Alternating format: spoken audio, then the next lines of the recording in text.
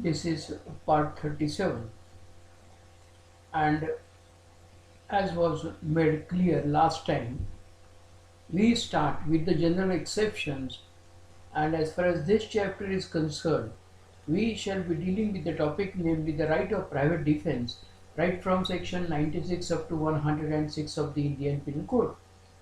In order to understand this, we will classify this right under two different heads. One, the right of private defense of the body, and the right of private defense of the property. So it becomes convenient for us and very easy for us to understand the provisions with which we are dealing, because we have to start right from section 96 up to 106 of the Indian Penal Code.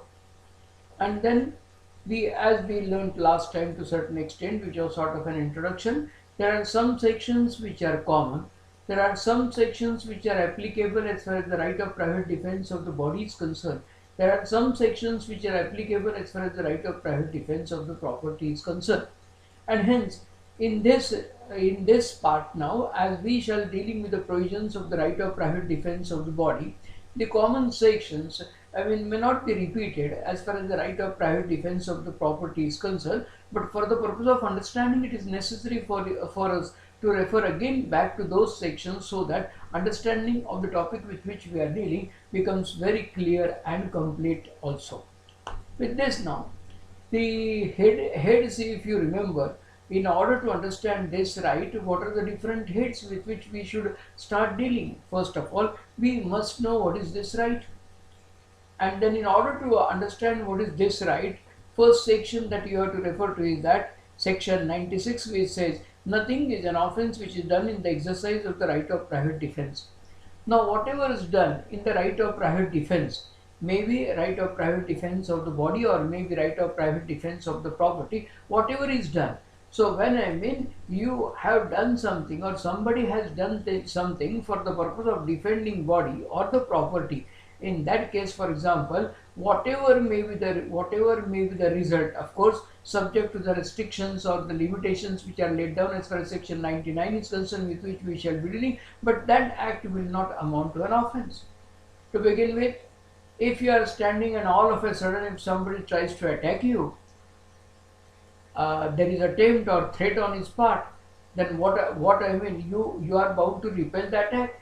Your repelling attack is going to result into some bodily pain to him, and if he goes to the court of law and says, well, see, the person has committed the offence of voluntarily causing hurt defined by section 321, the court is bound to tell him, no, he had exercised the right of private defense, and section 96 clearly lays down nothing is an offence which is done in the exercise of the right of private defense. So that is again, what is this right? That is, whatever force is used, whatever harm that results into the act of the person for the purpose of defending the body or the property, that will not amount to an offence as far as section 96 is concerned. And then if you start reading section 97, it says every person has a right, subject to the restrictions contained in section 99, to defend his body and the body of any other person against any offence affecting the human body. So this is now what is the right that is guaranteed, what is the right that is ensured, what is the right that is given to an individual. He has got right to defend his body and the body of any other person against any offence affecting human body. And hence I had told you, now this is the time that unless you read and refresh your memory as far as offence affecting human body is concerned, right from section 299 up to section 377, you won't be in a position to understand the topic with which we are dealing. So what is right? Every person has a right, subject to the restrictions contained in section 99, to defend his body and the body of any other person against any offence affecting human body. Now what is the interpretation of any other person? Now interpretation of any other person is to be distinguished, because we came across same terminology when we were discussing section 383 of the Indian Penal Code, which defines the offence of extortion. Now here by any other person we mean person other than yourself, and there is a clear-cut distinction. You need not bother about the distinction, because that you can do once your understanding regarding criminal law is concerned and you start comparison of the criminal law as far as different countries are concerned. It is different, yes, that by that time you must know. But let me tell you, as we have borrowed all principles from the English law, English law says you can defend your body and you can defend body of any other person in whom you are interested.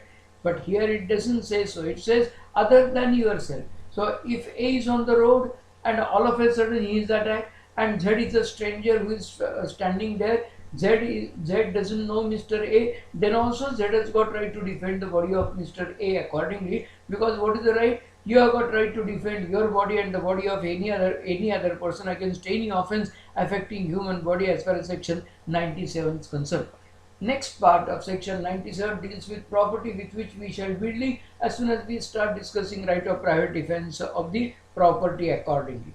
Now, along with this, now this is also the time for me to draw your attention to section 98, which says, when an act which would otherwise be a certain offence is not that offence by reason of youth, the want of maturity of understanding, the unsoundness of mind, or the intoxication of the person doing that act, or by reason of any misconception on the part of that person, every person has the same right of private defence against that act which he would have if the act were not that offence. So here now, if a child who is 4 is about to attack a person, now the act of the child, now this is yet we are not dealt, because we are starting in a bit different order. But then when we will read it, section 82, it says nothing is an offence which is done by a child who is under 7 years of age. If so, act which is done by a child who is under 7 years of age is not an offence. So even though he throws the stone, that will not amount to an offence, but you have got right. That doesn't mean that you can't do anything when he is throwing the stone. No, by all means you can exercise the right. Or if you are attacked by a person who is suffering because of what is known as legal insanity, with which we shall be dealing as far as section 84 of the Indian Penal Code is concerned, his act may not amount to an offence, because we shall be dealing with section 84, which deals with when the act is done by a person who is a person of unsound mind, that will not amount to an offence. And then we will classify insanity under two different, what do you mean by legal insanity and what do you mean by medical insanity? Yes, no doubt about it. But if you are attacked by a person who is a person of unsound mind, in that case his act may not amount to an offence, but you have got a right of private defence. Similarly, if you are attacked by a person who is intoxicated, and it is not voluntary intoxication but it is involuntary intoxication, and rest of when intoxication can be a defence with which we shall be dealing when we will take into consideration 85 to be ready with section 86. But then even though it is so, now this you have got a right, and then you are not deprived of the right, because because whatever he is doing, he is not, whatever act is done by him will not amount to an offence. For example, the illustration which is given, one more illustration which is given as far as section 98 is concerned, it says, A enters by night a house which is legally entitled to enter. Z in good faith, taking A for housebreaking, attacks A. So Mr. A enters by night a house which is legally entitled to enter. Mr. Z in good faith, taking A for a housebreaker, attacks A. Here Z, by attacking A under this misconception, commits no offence, but A has the same right of private defence against Z, which he were not acting under that misconception. So he has got the right, this is what is made clear. The act of the person may not amount to an offence because of what? Youth, the want of maturity of understanding, the unsoundness of mind, maybe intoxication or maybe misconception. In that case, his act may not amount to an offence, but by all means you have got right, and that is very clear as far as section 98 of the Indian Penal Code is concerned, which says a right of private defence against the act of a person of unsound mind, etc. may not amount to an offence, but you have got right. So when we want to know what is this right, as I told you, you have to read section 96, section 97 and section 98. With this now, the next part with which we intend to do is this. Yes, we have a right, but when this right of private defence of the body commences, how long this continues and when this ends. And then if you read section 102, it says the right of private defence of body commences as soon as reasonable apprehension of danger to the body arises. So it commences as soon as reasonable apprehension of danger to the body arises. How? From an attempt or threat to commit the offence, though the offence may not have been committed, and it continues as long as apprehension of danger to the body continues. So the right continues as long as apprehension of danger, it continues as long as apprehension of danger to the body continues. That is one thing. And when you have got a right, it says the right of private defense of the body commences as soon as reasonable apprehension of danger to the body arises from an attempt or threat to commit the offence, though the offence though the offence may not have been committed. So when there is a danger, there is an attempt or threat to commit an offence, that causes what? That causes reasonable apprehension of danger to the body. And as soon as it causes reasonable apprehension of danger to the body, the right of private defense of the body commences, and it continues as long as the apprehension of danger to the body continues. So now this is the time for you to imagine a situation where A is standing, Mr. B is at a distance of 50 feet, and from there he threatens Mr. A that, well, I will come and attack you. If Mr. B takes out revolver and fires into his direction, which results into death of Mr. B, can it be said that Mr. A has exercised the right of private defense? And the answer is in the negative, for the simple reason that and when I say distance, I mean this is imaginary. The distance, I mean, makes no difference whether it is 40 or whether it is 60 accordingly. Try to understand. When the right commences, the right of private defense of the body commences as soon as reasonable apprehension of danger to the body arises. And how it arises? From attempt or threat to commit the offence. So when he is at a distance of 50 feet, there is no danger, because it is not told that Mr. B is having any weapon with him. No, certainly not. B tells Mr. A, I will attack you, and he is at a distance of 50 feet. From there he starts, and now he is roundabout at a distance of 10 feet. Now this, when somebody is at a distance of 10 feet, within few seconds he will reach you and reach the person, and he may attack Mr. A. Hence there is a reasonable apprehension of danger. And if now Mr. A picks up the chair which is available and throws into his direction, which results into Mr. B is flat on the ground, what is his liability? And now, as there was reasonable apprehension of danger to the body, because of what? Is it necessary that somebody should commit an offence? No, but very clear as far as section 102 is concerned. It merely says when the right arises from an attempt or threat to commit the offence. So when there is an attempt to commit an offence, or when there is threat to commit an offence, and what is the nature of it? It causes reasonable apprehension of danger to the body, the right arises. So this is the time when the right arises, and now Mr. B is flat on the ground. What Mr. A does? A thinks now he is unconscious, but after some time he will come to his senses, and wherever he will come, wherever I may be, he will come and attack me. So what he does? With the same chair, he has given number of blows which has resulted into death of Mr. B. What is his liability is the question. And here I mind well, as soon as Mr. B is flat on the ground, there is no reasonable apprehension of danger to the body. And this doesn't speak of future danger, it speaks about present danger. So as soon as there is reasonable apprehension of danger to the body, the right of private defense of the body commences.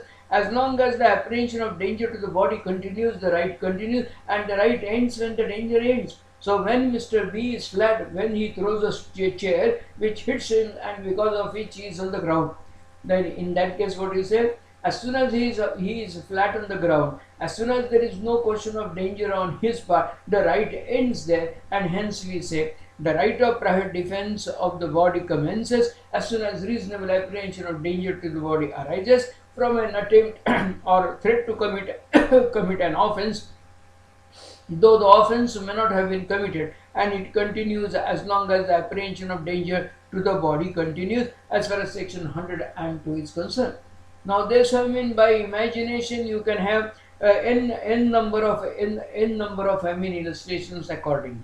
To say that a person can only claim the right to use force after he has sustained a serious injury by an aggressive wrongful assault is a complete misunderstanding of the law, and hence it is not the law. What is the law? If somebody throws a stone and runs away, Now as soon as he has thrown the stone, now there is, it may hit you, no doubt about it. By that he may be liable for the offence of voluntarily causing hurt or voluntarily causing grievous hurt. But as soon as he throws the stone and runs away, there is now no danger to the body. And when there is no danger to the body, because what section 102 says, the right of private defense of the body commences as soon as reasonable apprehension of danger to the body arises from threat or attempt to commit an offence, though the offence may not have been committed, and it continues as long as the apprehension of danger to the body continues. And hence, this is required to be understood. This will depend upon facts of a particular case. When B was at a distance of 50 feet and B had a knife and he had pointed out and he was about to throw knife into direction of Mr. A need not wait till the time he throws the knife, because what the section, when there is a threat or attempt to commit an offence which causes reasonable apprehension of danger to the body, or if Mr. B is holding a fist or he is having a stick and starts, with tremendous speed into the direction of Mr. B, when it has a distance of 25 feet, that may also cause reasonable apprehension of danger to the body of Mr. A, and hence A by all means can exercise the right of private defense. Because what is this right? This is, mind well, it's not that B throws stone, same stone is taken by A and A again throws that stone into direction of Mr. B. This is not a retributive right. This is, mind well, this is what is it? It is a defensive right. You see that your body is intact. You see that your property is intact. You see that body of any other person is intact. There is no danger to his body. And before somebody does any wrong to your body, you immediately think of exercising the right of private defense. That is made very clear as far as section 102 of the Indian Penal Code is concerned. With this, what you have learned, what is this right? When the right commences, how long the right continues, when the right ends, as far as these topics are concerned. With this now, this is the time for me to draw your attention as we proceed further to section 100 of the Indian Penal Code, which tells you when the right of private defense of the body extends to the causing of death. Now this, mind well here, you are exercising the right of private defense, and at the time of exercising the right of private defense, your act results into death of somebody. Then also you are not liable, because as per section 100 of the Indian Penal Code, which clearly lays down when the right of private defense of the body extends to the causing of death. And it says the right of private defense of the body extends under the restrictions mentioned in the last preceding section to the voluntarily causing of death or of any other harm to the assailant, if the offence which occasions the exercise of the right be of any one of the description hereinafter enumerated, namely, and 6 categories are enumerated. So if a person is placed in such a situation, as far as 6 categories which are enumerated, his right extends to the causing of death, even if his act has resulted to death of the person who attacked him. Then in that case, that will not amount to an offence. So this section 100 is to be read with section 96, which says nothing is an offence which is done in the exercise of the right of private defense, whereas section 100 tells you when the right of private defense of the body extends to the causing of death. And what it says, such an assault as may reasonably cause apprehension that death will otherwise be the consequence of such assault. Mind well, this is required to be read with section 97. And what is section 97? Every person has got right subject to the restrictions contained in section 99 to defend his body and the body of any other person against any offence affecting human body. So somebody who you want to repel the attack, so at the time of repelling the attack, he must be doing an act which amounts to an offence affecting the human body, otherwise not. So now such an assault, there is an assault on the part of somebody. And what is the nature of the assault? Such an assault as may reasonably cause the apprehension that death will otherwise be the consequence. What will be the consequence? Death will be the consequence. Mr. B is having a revolver and he has pointed out revolver. Mr. B is having a knife and he is about to throw knife into direction of somebody. Mr. B is having any other weapon which can be thrown, or he starts proceeding into direction of Mr. A. Now, yet he has not used the weapon, but this is the time for you to refresh your memory as far as section 351 of the Indian Penal Code with which you are dealt, which defines the offence of assault. And what is assault? whoever makes any gesture or any preparation intending or knowing it to be likely that such gesture or preparation will cause any person present to apprehend that he who makes a gesture or preparation is about to use criminal force. So now this is an assault. Try to understand the offense of assault when it falls short of criminal force. And hence now when B starts proceeding into a direction of Mr. A, and there is an assault on the part of Mr. B, and what is the nature of the assault? This is such an assault as may reasonably cause the apprehension that death will otherwise be the consequence. Then in that case, right of Mr. A extends to the causing of death of Mr. B, and if he has caused death of Mr. B, he is justified or he is not liable, because you have to read section section 100 with section 96 of the Indian Penal Code. 2. Such an assault as may reasonably cause the apprehension that grievous hurt will otherwise be the consequence of such assault. I hope you have not forgotten grievous hurt. Section 319 defines hurt. Section 320 defines grievous hurt. Section 321 defines the offence of voluntarily causing hurt, and Section 322 defines the offence of voluntarily causing grievous hurt. So now there is an assault. What is the nature of the assault on the part of Mr. B? Such an assault as may reasonably cause the apprehension that grievous hurt will otherwise be the consequence of such assault. If A is placed in such a situation that he knows if he doesn't exercise the right of private defense, there is an assault, and what will be the result of the assault? Assault will result into causing of grievous hurt to Mr. A, and hence his right of Mr. A extends to the causing of death. An assault with the intention of committing rape. So when there is an assault with the intention of committing rape, and if the lady kills the person, it's not lady who kills the person, any other person kills that person on whose part there was an assault with the intention of committing rape, the right of private defense of the body extends to the causing of death. An assault with the intention of gratifying unnatural lust, namely B wanted to commit the offence as defined by section 377 of the Indian Penal Code, natural offence, and hence if there is an assault with the intention of gratifying unnatural lust, right of Mr. A extends to the causing of death. An assault with the intention of kidnapping or abducting.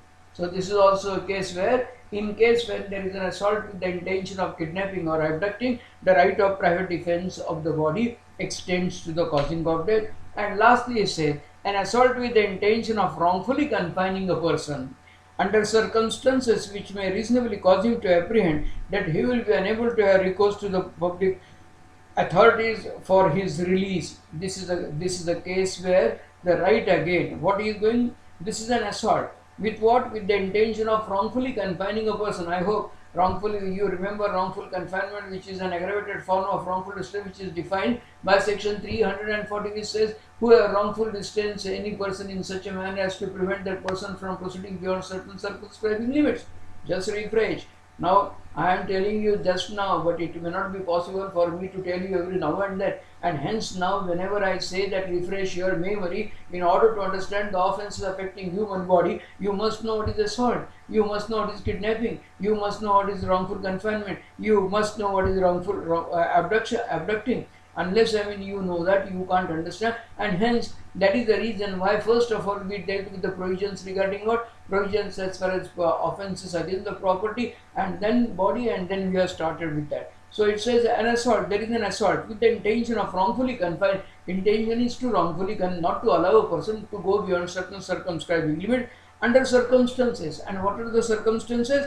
Which may reasonably cause him to apprehend. So there is an apprehension that he will be unable, there is an apprehension that he will be unable to have recourse to the public authorities for his release. Under those circumstances, he won't have recourse to the public authorities for his release. The right of private defense of the body extends to the causing of death as far as section 100 of the Indian Penal Code is concerned. So these are the categories which are enumerated in the right of private defense. If you at the time of exercising the right of private defense, you kill somebody, and if you can prove that your case falls under section because of what? Because of section 105 of the Indian Evidence Act, burden of proof, and you can prove that your case falls under section 100, where the right of private defense of the body extends to the causing of death, and you are killed him.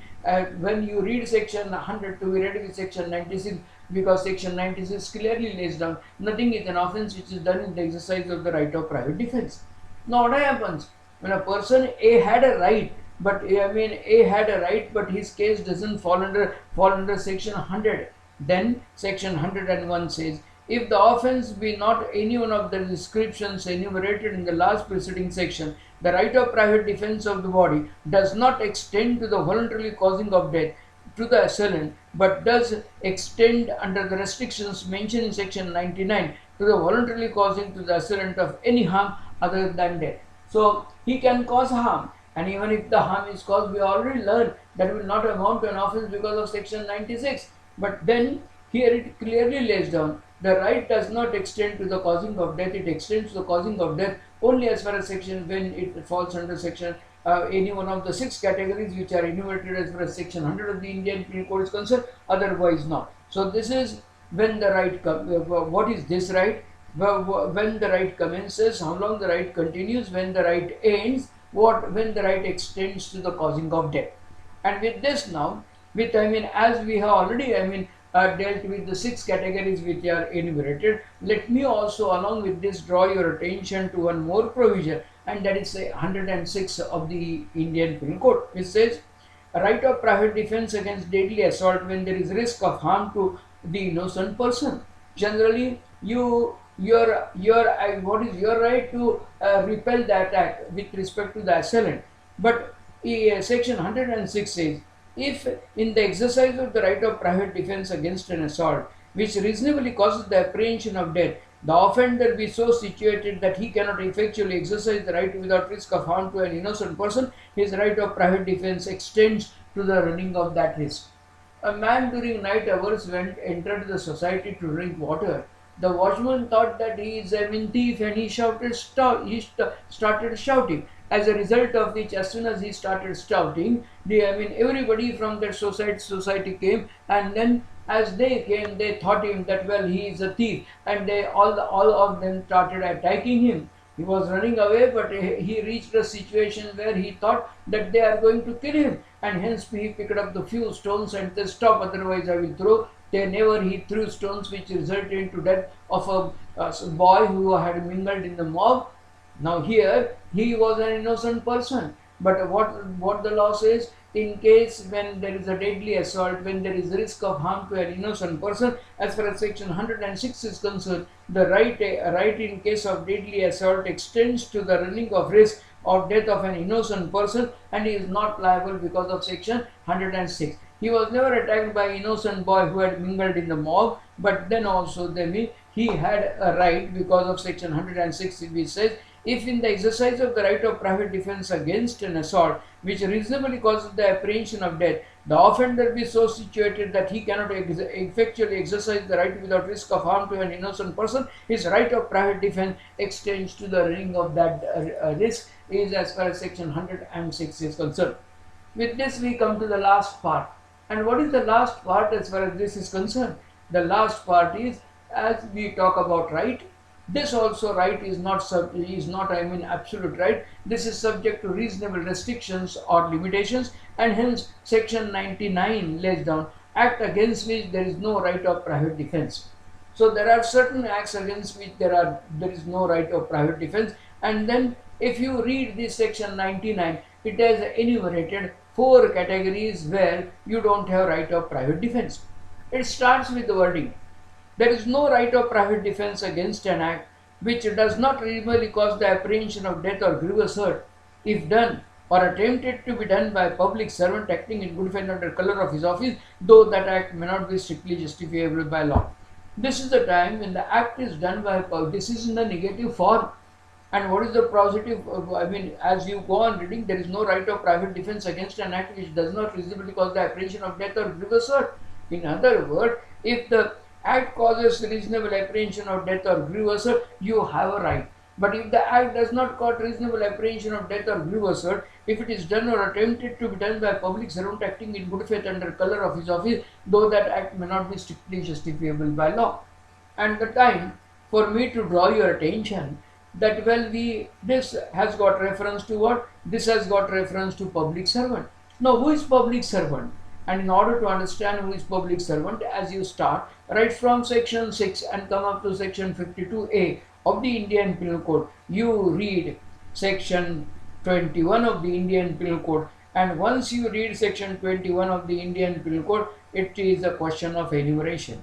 And what it says, the words public servant denote a person, or the words public servant denote a person falling under any one of the description hereinafter following, namely, and then 12 categories are enumerated, and if the case falls under any one of the categories, he is what is known as a public servant. So 12 categories are enumerated, which is there is no point in going through all the categories. You read the categories, then you will understand. But then in order to know public servant, as there is no definition as far as the public servant is concerned, but it's a question of enumeration. If you come across 12 categories which are enumerated as far as section 21 of the Indian Penal Code is concerned, such a person is what is known as a public servant.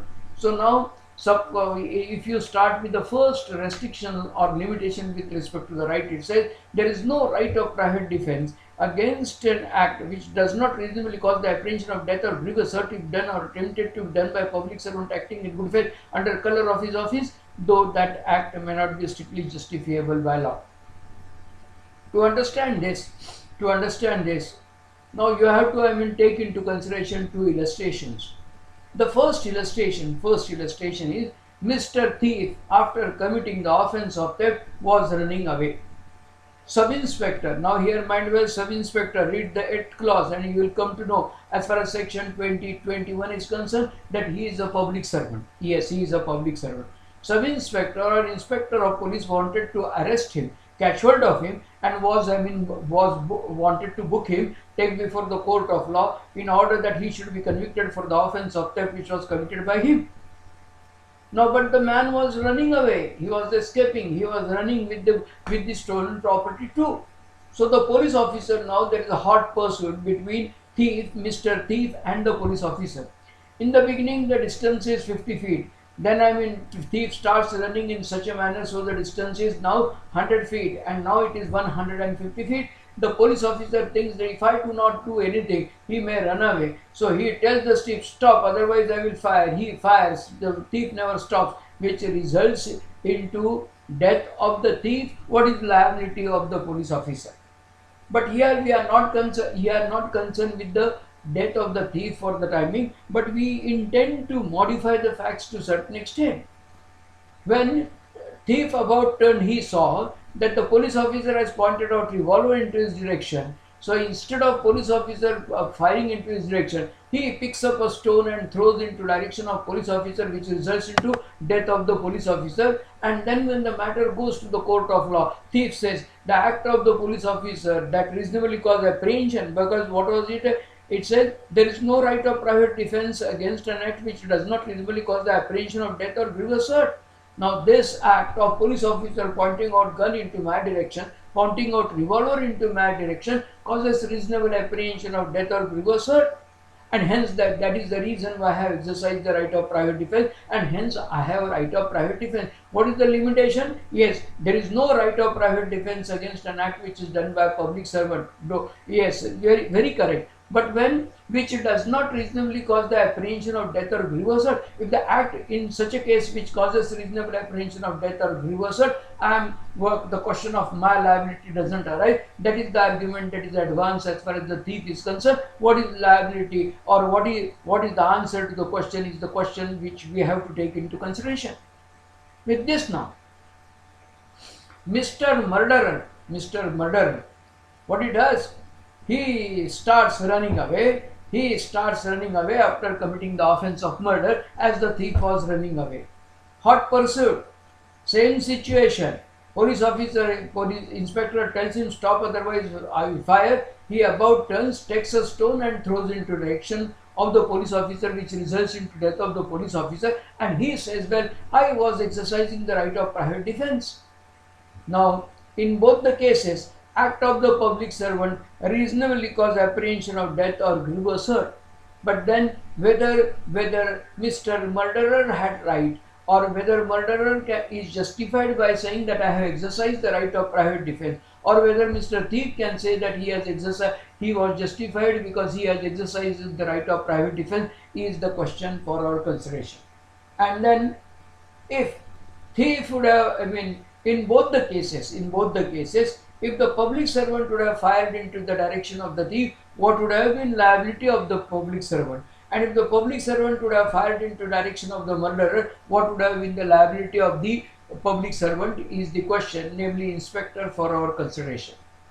Now this has got reference to what? This has got reference to one chapter, namely the chapter regarding arrest of persons, right from section 41 up to section 60 of the Criminal Procedure Code. Out of which the time for you to read section 46 subclause 3. From the point of view of effective arrest, the right extends to the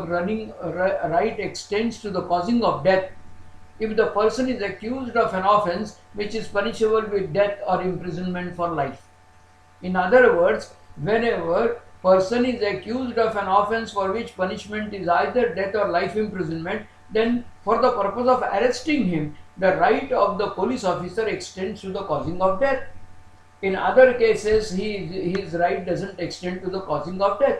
So now in case of murder that is punishable with death or imprisonment for life, the police officer, if the police officer would have fired, that act would not have resulted into any offence on the part of the police officer.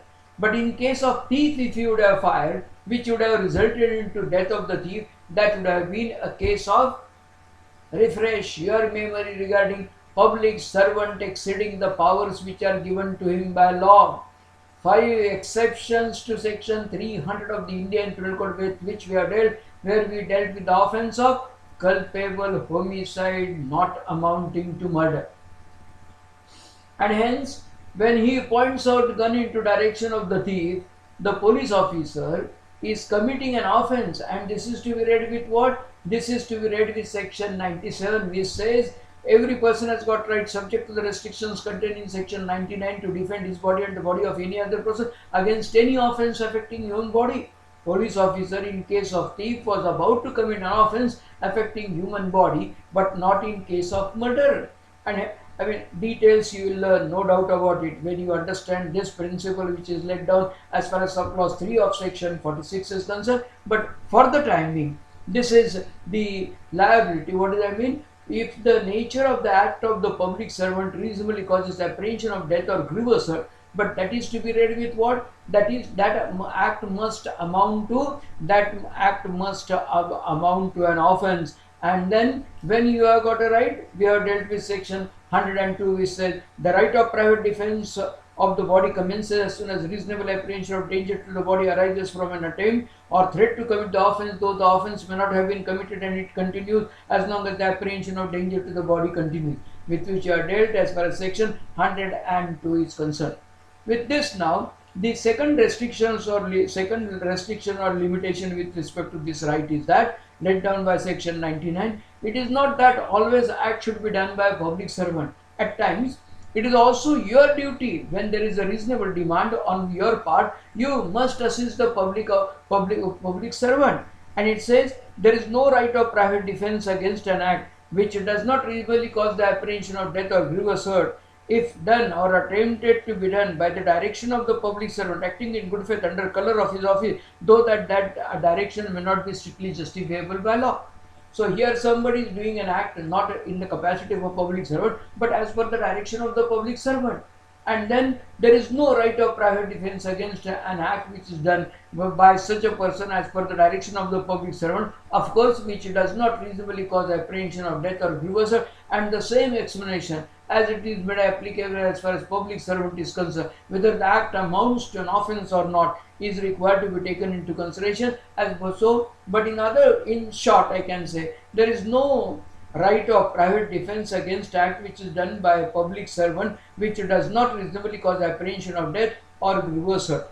2. There is no right of private defense against an act which is done by the direction of the public servant which does not reasonably cause apprehension of death or grievous hurt. No right of private defense. So these are the 2 restrictions with which you are dealt. With this now, the third restriction as far as the right of private defense is concerned, it says there is no right of private defense in cases in which there is time to have recourse to the protection of the public authorities. To maintain law, peace and order in the society is the responsibility of the government. And these are the powers which are delegated with the police department. Hence, if you have a time, somebody threatens you that he is going to kill you in the evening, and you take 20 persons and go to his place and kill him before he kills you. Can it be said that you are exercising the right of private defense? No, because what says? The restriction says there is no right of private defense in cases in which there is time to have recourse to the protection of the public authority. When there is time for you to have recourse to the protection of the public authority, the question of right of private defense doesn't arise, as far as the third restriction is concerned, which clearly lays down that when there is time, ultimately, you can't take law into your own hands. And when there is somebody to take care of it, in that case, for example, when there is a time, and when there is a time, there is no right of private defense in cases in which there is a time to have recourse to the protection of the public authorities. So when there is a time that you can have recourse to the protection of the public authorities, there is no right of private defense. And the last restriction, it says, the right of private defense in no case extends to the inflicting of more harm than it is necessary for the purpose of the defense. What does it mean? The right of private defense in no case extends to the inflicting of more harm than it is necessary for the purpose of the defense clearly means, or it lays down, that the force that is used on the part of an individual, though that is not the terminology used anywhere here, it says there is the right of private defense in no case extends to the inflicting of more harm than it is necessary for the purpose of the defense. So what force can be used which is necessary for the purpose of the defense? In other words, the force that is used by a person for as far as the right of private defense is concerned, for repelling the attack must be proportionate. And this can be illustrated. Let me tell you, there is no, such a scale as you weigh the gold, whether it was proportionate or whether it was not proportionate. Certainly not. No, that cannot be the law. But then, mind well, imagine a situation where A is standing and he is attacked by a boy who is strong, stout and sturdy, whose age is 22, from gymnasium. Now he is going to defend, A is going to defend his body from such a person who is strong, stout and sturdy, whose age is just 22. He will defend the body, he will use the force. So now the force that is used by Mr. A when he is attacked by a boy whose age is 22, who is strong, stout and sturdy from gymnasium, is the first case. And the second situation where he is attacked by a lady whose age is round about 90, who cannot walk without help of the sticks, and he starts proceeding into direction of Mr. A, I will beat you. Now, law doesn't say that when he is attacked by a lady, let the lady beat him. Certainly not. There also he has got right to defend his body. He is going to use a force, no doubt about it. But now, as a human being, think of a situation when you, instead of Mr. A, you are placed in that situation, attacked by a lady and attacked by a boy whose age is 20. You are going to use a force, but the quantum of the force, it must be proportionate. And what is the force that can be used when you are attacked by a boy who is strong, stout and sturdy, whose age is 22, and a lady whose age is around about 90. And it says, the right of private defense in no case extends to the inflicting of more harm than it is necessary for the purpose of the defense. What is necessary for the purpose of the defense is again a relative term. It is what is known as proportionate. It will depend upon the facts of the particular case accordingly, as far as the fourth restriction is concerned. So there are four restrictions. There is no right of private defense against an act which is done by a public servant. There is no right of private defense against an act which is done by the direction of the public servant. There is no right of private defense in cases in which there is time to have recourse to the protection of the public authorities. And this says the right of private defense in no case extends to the inflicting of more harm than it is necessary for the purpose of the defense. With this, the same section, namely section 99, has got two explanations. And the first explanation with respect to the public servant, and second explanation is with respect to the direction of the public servant. And the gist of it is that if you are exercising the right of private defense, you know that he is a public servant, you don't have right. But if you do not know that he is a public servant, then by all means you have got a right, and that is made very clear as far as the first explanation is concerned. It says a person is not deprived of the right of private defense against an act done or attempted to be done by a public servant as such, unless he knows or has reason to believe that the person doing the act is such a public servant. So if you do not know that he is a public servant, by all means you have got a right.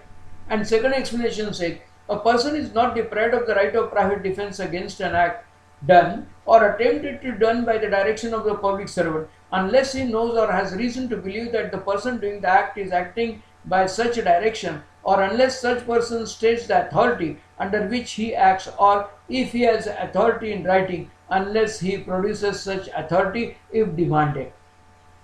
So in both the cases, you don't have right, but you are not deprived of the right if you are not aware that you don't have reason to believe that he is a public servant or he is acting as per the direction of the public servant as far as section 99 of the Indian Penal Code is concerned.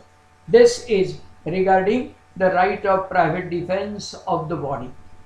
Now we intend to start with right of private defense of the property, and in the next part we will continue our discussion as far as the right of private defense of the property is concerned.